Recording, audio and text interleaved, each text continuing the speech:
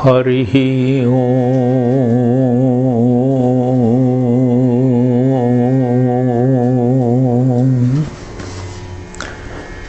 ध्यानमूलं गुरोर्मूर्ति, पूजामूलं गुरोः पदं, मंत्रमूलं गुरोर्वाक्यं, मोक्षमूलं गुरोः कृपा।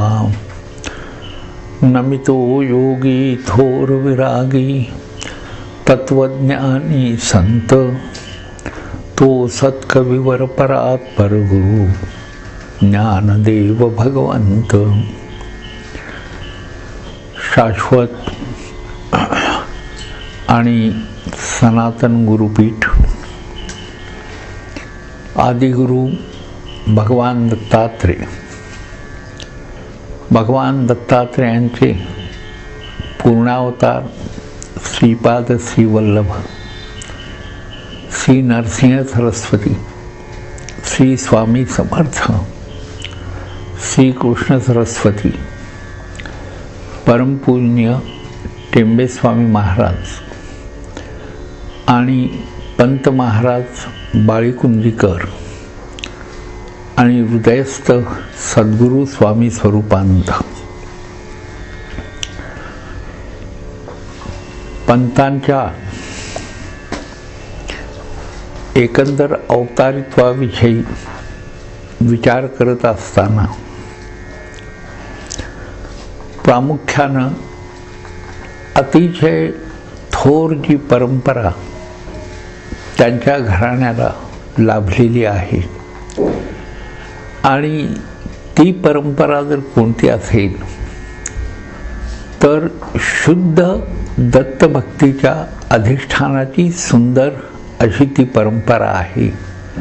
त्या परंपरेचा विचार साधकाने करायला काही हरकत नाही।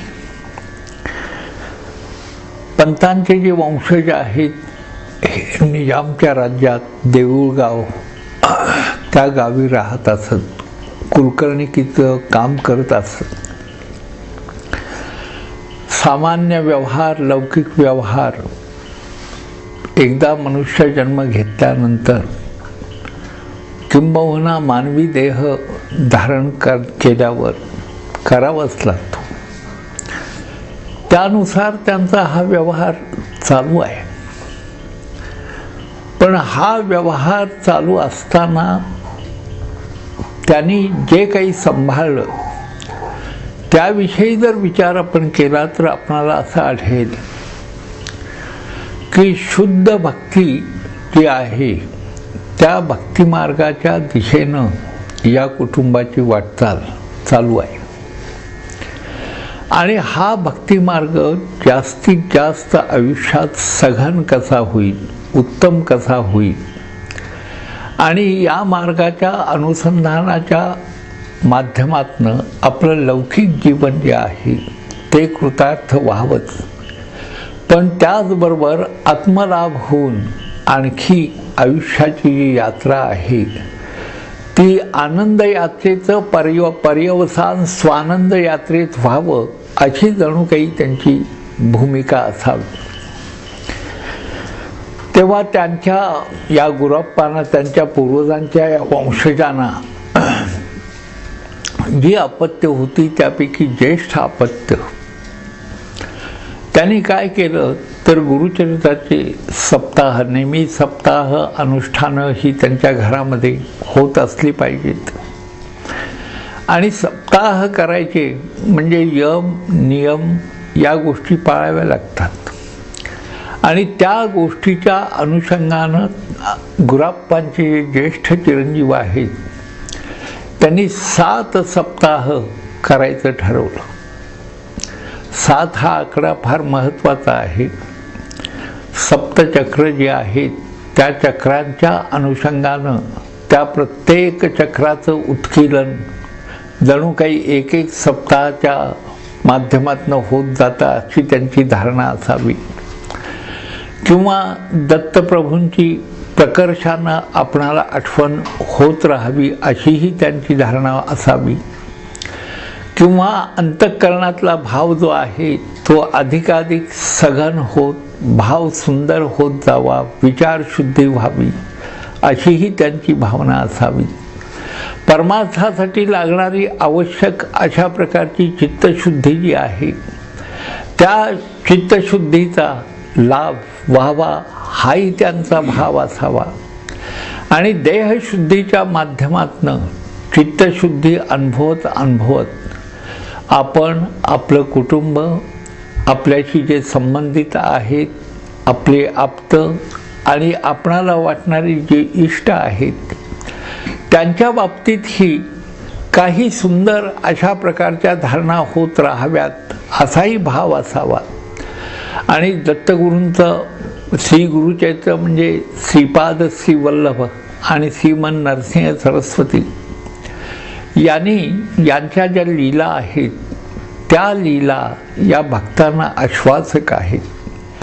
तेव्हा या भक्तांना आश्वासक असलेल्या लीलांच्या स्मरण माध्यमातून आपणालाही त्यांनी काहीतरी आश्वासन द्यावं असं जणू काही या पंथांच्या पूर्वजांना वाटलं असावं. आणि गंमत अशी झाली की ही 7 पारायण झाल्यानंतर त्यांना एक दृष्टांत झाला. दृष्टांत कसा होतो याविषयी अतिशय महत्त्वाचा विचार जर कोणता असेल तर तो असा आहे की दृश्याविषयीचं भान नाहीसं होतं आणि अव्यक्तातलं जे सत्य आहे ते जेव्हा प्रगट होतं तेव्हा त्याला दृष्टांत असं म्हणतात. दृष्टांत आणि स्वप्न याच्यामध्ये फरक आहे. आपण स्वप्नातच आहोत, आपण आहोत असं आपणाला वाटतं, पण जो आहे तो नाहीसा होणार आहे, जो नाही तो व्यक्त होणार आहे. अव्यक्तादीनी भूतानी व्यक्तमध्यान्नी भारत अव्यक्त निधनान्येव तत्र का परिवेदना. अशा प्रकारचा विचार, एक शाश्वत आणि सुंदर अशा प्रकारचा विचार भगवद्गीतेमध्ये आढळतो. पण काही का असेना, पंथांचे हे जे पूर्वज आहेत त्यांनी अलौकिक धारणासाठी ज्या अलौकिकाची कास धरलेली आहे, ते अलौकिक म्हणजे काय हे आपण नीट समजावून घ्यायला पाहिजे. आणि ते अलौकिक म्हणजे भगवान दत्त प्रभूच आहे. अलौकिक अशासाठी ते आहेत की जरी लौकिकात त्यांचे अवतार प्रगट झाले, गुप्त झाले, तरी सुद्धा विश्वाच्या या एकंदर प्रचंड रहाटीमध्ये त्यांना नाश नाहीच आहे. शास्त्रांनीच असं सांगितलेलं आहे किंवा जाणते जे आहेत, अधिकारी जे आहेत, त्यांनी असा विचार मांडला. कोणता विचार? अवतार अनेक होती, पुष्कळ अवतार भगवंताचे होतात. कारण का की भगवंताला अवतार हा घ्यावाच लागतो लोकोद्धारासाठी म्हणून, आणि धर्माचं प्रचलन करण्यासाठी, धर्माचं व्यवस्थापन करण्यासाठी असं त्याचंच आश्वासन आहे. आणि त्याचं आश्वासन तो खोटं करू शकत नाही, कारण भगवंत म्हणजे परमसत्य आहे. पंथांचं जीवन जर आपण बघितलं तर त्या संपूर्ण जीवनामध्ये एकमेव जर गोष्ट कोणती त्यांनी प्रगट केली असेल तर परमसत्याची मांडणी त्यांनी केलेली आहे. परमसत्याची मांडणी. आणि ही मांडणी करत असताना कोणत्याही लौकिकाला फाटा न देता लौकिकात राहून अलौकिकाशी त्यांनी संबंध ठेवला आणि ते अलौकिक झाले. अलौकिकाशी संबंध ठेवत असताना लौकिक व्यथा वेदना ज्या आहेत त्या व्यथा वेदनांचा कोणत्याही प्रकारे आयुष्यात पुरस्कारही केला नाही आणि तिरस्कारही केला नाही, काहीच नाही. ज्ञान, विज्ञान, द्वैत, अद्वैत या सगळ्या गोष्टी त्यांनी कशा केल्या तर थोड्या बाजूलाच ठेवल्या. काय करायचं आहे? सद्गुरु कृपेच्या माध्यमातनं गुरुतत्वाचा पुरस्कार करत करत आणि त्या तत्वाची महती गात गात त्यांनी आपल्या आयुष्याची वाटचाल केलेली आहे असं आपणाला आढळतं. पण ही वाटचाल करण्यासाठी जी भूमी आहे ती भूमी कशी होती, पंथांचा वंश कसा होता, त्यांच्या वंशजांचं कर्तृत्व कोणतं होतं, त्यांचा दृष्टिकोन काय होता, त्यांची राहटी कशी होती, आणि ही राहटी करत असताना त्यांच्या हातून काही लौकिकामध्ये काही प्रमाद घडले, काही चुका घडल्या, असं काही झालं का? सत्य आणि असत्य याविषयीचा काही विचार त्या काळामध्ये त्यांनी केला होता का? या कोणत्याही गोष्टीचा विचार आपल्याला करायचं कारण नाही. कारण एकंदर जर आपण त्यांचा प्रवास पाहिला तर तो प्रवास एका उत्तम धारणेच्या माध्यमातून त्यांनी चालू ठेवला. आणि ती धारणा कोणती असेल तर सर्वोत्तम अशा प्रकारचं जे गुरुतत्व आहे त्या गुरुतत्वाचं माध्यम असलेले श्रीपाद, श्री वल्लभ आणि श्री नरसिंह सरस्वती यांच्या माध्यमातून, त्यांच्या गुरुचरित्राच्या माध्यमातून.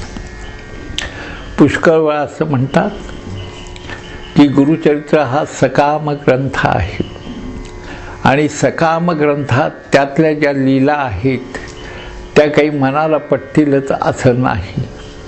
पण जो भक्त आहे त्यांनी जर आपल्या भक्तीचं माध्यम म्हणून तो ग्रंथ निवडला तर त्या ग्रंथातल्या अवतारी विभूती ज्या आहेत त्यांचं प्रत्यक्ष आविष्करण त्याच्यात होत राहून त्या आविष्करणातून त्याला जो बोध होतो तो बोध जो आहे तो अक्षय अशा प्रकारच्या आत्मज्ञानाचाच बोध आहे. पंथांचे जे पूर्वज आहेत या पूर्वजांनी या चरित्रावर धारणा केली. गुरुचरित्र नित्य वाचत असतीलच, ते नित्य आणि नैमित्तिक या गोष्टी असतात, पण नित्य चालू ठेवलं तर नैमित्तिक जे आहे तेही सिद्ध होतं आणि नित्य चालू असल्या कारणानं अनुसंधानाच्या प्रक्रियेमध्ये कोणत्याही प्रकारची बाध येत नाही. तेव्हा त्या पूर्वजांपैकी एकाने तर एका पायावर उभारून गुरुचरित्राची पारायण करायला सुरुवात केली. पारायण नव्हे, सप्ताह. कारण पारायण हे 1 दिवस, 3 दिवस, 5 दिवसाचं असू शकतं. सप्ताह मात्र 7 दिवसाचाच असावा लागतो. आणि ही पारायण करत असताना पंथांच्या चरित्रामध्ये जे दिवेकरांनी नमूद केलेलं आहे त्याच्यामध्ये त्यांनी असं म्हणलं की अत्यंत कडक रीतीनं ही पारायण केली. कडक हा शब्द फार महत्त्वाचा आहे. कडक म्हणजे कोणत्याही प्रकारच्या आपल्या वृत्ती चांचल्याला थारा न देता सर्व वृत्ती भगवंताच्या ठिकाणी लीन करणं, मनानं तिथं लीन होणं, शरणागतीचा पूर्ण स्वीकार करणं आणि अशी धारणा करत राहणं की तुझ्याशिवाय अन्य पर्याय नाही, मला तुझ्याशिवाय करमत नाही असं म्हणणं म्हणजे कडक. कडक याचा अर्थ आपण साधा सरळ सोपा घ्यायचा की कडक म्हणजे काय तर भगवंताशिवाय विषय डोक्यात नसणं म्हणजे कडक. अशा प्रकारचे 7 सप्ताह केल्यावर त्यांना दृष्टांत झाला. आणि दृष्टांत होतो म्हणजे काय होतो आत्ता आपण सांगितलं की ज्ञान होतं, पण ते ज्ञान होतं पण होणारी गोष्ट जी आहे ती ज्या चक्षुला दिसते त्या चक्षुला महत्त्व आहे. चक्षु म्हणजे डोळा, आणि ज्या डोळ्याला ती गोष्ट दिसते त्याला प्रज्ञाचक्षु असं म्हणतात. आणि प्रज्ञाचक्षु केव्हा उघडला जातो तर ज्यावेळी सद्गुरूंची कृपा होते तेव्हा प्रज्ञा म्हणजे असं ज्ञान की ज्या ज्ञानाला कोणत्याही परिस्थितीत, कोणत्याही काळात, कोणत्याही स्थळी कशाही प्रकारची बाध येत नाही, जे अखंड आहे, अव्यय आहे आणि जे आत्म्याशी निगडीत आहे, ज्या ज्ञानाचा क्षय कधीच होत नाही अशा प्रकारचं जे ज्ञान आहे त्याला आत्मज्ञान असं म्हणतात. म्हणजे खरा जो आपल्या अंतःकरणातला स्व आहे, जे शुद्ध चैतन्य आहे, त्या शुद्ध चैतन्याची जाणीव ज्या माध्यमातून होते ते माध्यम जर कोणतं असेल तर सद्गुरु कृपेचं माध्यम आहे. आणि त्या माध्यमानं, त्या कृपेच्या माध्यमातून भगवंतांनी किंबहुना सद्गुरु नरसिंह सरस्वती स्वामी महाराज श्रीपाद श्रीवल्लभांनी त्यांच्या पूर्वजांवर कृपा केली आणि त्याला असं दृष्टांतात सांगितलं की तुझ्या 7व्या पिढीमध्ये मी अवतार घेईन. अवतार घेईन म्हणजे 7व्या पिढीमध्ये मी तुझ्या निर्माण होतो, भगवंत निर्माण होणार आहे, भगवंत येणार आहे. आणि तो जेव्हा येणार असतो तेव्हा त्याचं अष्टैश्वर्य जे आहे ना ते त्याच्याबरोबर असतं. आणि हे अष्टैश्वर्य जे आहे ते पंतांच्या जीवनामध्ये, त्यांच्या सान्निध्यामध्ये त्यांच्या भक्तांनी प्रत्यक्ष अनुभवलेलं आहे. पंतांनी प्रगट केलेलं ज्ञान हा त्या अष्टैश्वर्याचा एक भाग आहे. दुसरा म्हणजे काय, वैराग्य. म्हणजे संसारात राहून सुद्धा पंत हे विरागी होते, हा अष्टैश्वर्याचा भाग आहे. तिसरी गोष्ट, पंतांच्या ठिकाणी अनुराग जो आहे तो अनुराग सुद्धा त्यांच्या भक्तांच्या, अनेक भक्तांच्या, त्यांच्या सहवासात असलेल्या अनेकांच्या प्रत्ययाला आलेला आहे. विशुद्ध प्रेमामध्ये भगवंताचं अष्टैश्वर्य सामावलेलं आहे. आणि म्हणून पंतांच्या संपूर्ण जीवनामध्ये परमप्रेमाचा पुरस्कार असलेला त्यांचे भक्त आजही अनुभवतात. पंतांनी केलेले प्रेम हे संपुष्टात येणार नाही, कारण ते एका देहापुरतं मर्यादित नाही.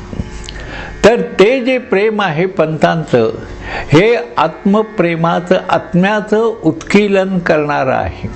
आणि आत्मा हा कसा आहे तर अव्यय आहे, अविनाशी आहे, सदैव विद्यमान आहे. आणि काळाची आणि स्थळाची बाधा त्याला नाही, त्याला मृत्यू नाही, तो अमृतमय आहे. अजो नित्यम शाश्वतोयम पुराणम नायम हन्यती हन्यमाने शरीरे, असं आत्म्याचं वर्णन. तेव्हा पंतांनी या प्रेमाचा पुरस्कार केलेला त्यांच्या जीवनामध्ये, त्यांच्या एकंदर वाङ्मयामध्ये, त्यांनी केलेला जो बोध आहे त्या बोधामध्ये, आणि त्यांनी प्रगट केलेली जी अक्षरं आहेत त्या प्रत्येक अक्षरातून हा बोध आपणाला होत राहतो. पुढं गंमत अशी झाली, या देऊळगावचे कुलकर्णी पण यांच्या वंशाकडे होतं. तिथून ते जे हल्ले 17 गावचं कुलकर्णी पण त्यांच्याकडे होतं. आणि ते बेळगाव नजीक, बेळगावपासून 8 मैलावर जे बाळीकुंडी नावाचं गाव आहे त्या गावाला आले. आता या गावाचा सहवास माझाही झालेला होता. जेव्हा बाळीकुंडीला गेलो तेव्हा माझे एक मित्र बरोबर होते. ते म्हणले आपण कुठं निघालोय? मी म्हटलं बाळीकुंडीला निघालो. मग बाळीकुंडीला काय आहे म्हटलं, कारण सहज त्यांना काही कल्पना नाही की बाळीकुंडीला काय आहे. पंतांचं स्थान आहे, पंत महाराजांचं वास्तव्य तिथे झालेलं होतं. इतकंच नव्हे तर पंतांनी जे गुरुतत्व प्रगट केलं ते प्रगट करण्याची जागा ही बाळीकुंडीला आहे. पंथांचं घराणं बाळीकुंडीला येऊन स्थायिक झालेलं. बाळीकुंडीला काय, त्यांना सांगितलं, लौकिक दृष्टीनं जर बघितलं तर बाळीकुंडीला रामेश्वराचं स्थान आहे. आता रामेश्वराचं स्थान त्या काळामधलं ते म्हणजे 200-300 वर्षापूर्वीची हे जर विचार केला आपण तर ते अत्यंत जागृत स्थान आहे. त्याचबरोबर तिथं एका अंबाबाईचंही स्थान आहे. ही 2 स्थानं आहेत. पण त्याच्या प्रश्नाला उत्तर देताना मला असं वाटलं की आपण एक 10 गोष्टी पंथांच्या बाबतीत त्याला सांगाव्यात. त्या गोष्टी म्हणजे काय, त्याला मी सांगितलं, अरे बाळीकुंडीमध्ये जो वारा वाहतो ना तो दत्तप्रभूंच्या पवित्रतम अशा प्रकारच्या नावाचा वारा वाहतो, असं ते गाव आहे. दुसरी गोष्ट अशी आहे की समाजामध्ये अनेक प्रकारचे लोक असतात. त्यामध्ये आनंदी असतात, दुःखी असतात, प्रपंचानं व्यस्त असतात, ग्रस्त असतात. काही लोकांना आधी असतात. आधी म्हणजे काय तर मनाला होणाऱ्या यातना, आणि व्याधी म्हणजे आपल्या शरीराला होणाऱ्या यातना. तेव्हा अशा प्रकारचे अनेक प्रकारचे जे लोक आहेत ना, या सर्व लोकांना तू माझाच आहेस आणि तुला या ठिकाणी आनंद मिळेल, अशा प्रकारचं सुंदर आश्वासन ज्या गावात मिळतं त्याच गावाचं नाव बाळीकुंद्री आहे असं त्याला सांगितलं. तिसरी गोष्ट बाळीकुंद्रीत कोणती असेल तर मनुष्य तिथं गेल्यानंतर पंतांच्या एकंदर त्या भावभूमीमध्ये जेव्हा प्रविष्ट होतो तेव्हा जरी मनुष्य अंतर्मुख नसेल किंवा त्याच्या डोक्यात बाकी अन्य विचार कोणतेही असले तरी कुठंतरी त्याला असं वाटत राहतं की इथं शुद्ध चैतन्यानं वास्तव्य केलेलं आहे आणि म्हणून शुद्ध चैतन्याचा पूर अव्यक्त स्वरूपात का होईना बाळीकुंद्रीतनं वाहत असतो. तिथं पूर आलेला आहे आणि तिथं पंत महाराजांचे आपलं स्थान असल्या कारणानं पंत महाराजांच्या अलौकिक अशा प्रकारच्या प्रबोधनाचा भाग त्या बाळीकुंद्रीच्या परिसरात व्याप्त होऊन राहिलेला आहे.